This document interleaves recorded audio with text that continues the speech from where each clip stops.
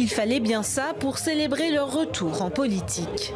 Pour la première fois depuis 10 ans, le FPI pro-Gbagbo, appelé GOR, c'est-à-dire Gbagbo ou rien, participera aux prochaines législatives.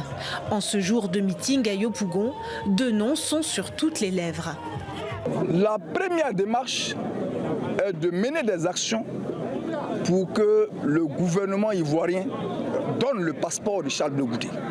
Nous attendons tous le retour du président Laurent Gbagbo et du ministre Charles Blé Goudé. Encore exilé en Belgique, l'ex-président Laurent Gbagbo vient de récupérer ses passeports ivoiriens.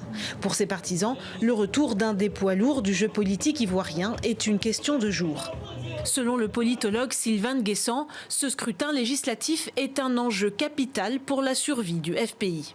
Et n'oublions pas que c'est en fonction du nombre de députés à l'Assemblée nationale que les partis reçoivent des financements. Donc un certain nombre de députés à l'Assemblée nationale, avec un groupe parlementaire, permettrait un financement du FPI qui pourrait revenir dans le jeu politique en organisant des activités politiques, des formations de jeunesse, des tournées pour reconquérir ces bastions qui ont été, à l'absence de Laurent Gbagbo, conquis plus ou moins par le PDCI et le RHDP. Du côté de la branche favorable à Pascal Affi-N'Guessan, toujours en détention, on joue la carte de l'apaisement. Mais il est bien évident que la cohésion se fait principalement autour des leaders.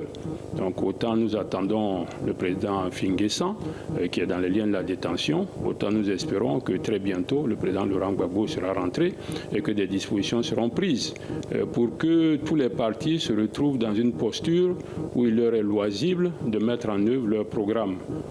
Avec un éventuel retour de Laurent Gbagbo, une nouvelle dynamique politique pourrait apparaître en Côte d'Ivoire.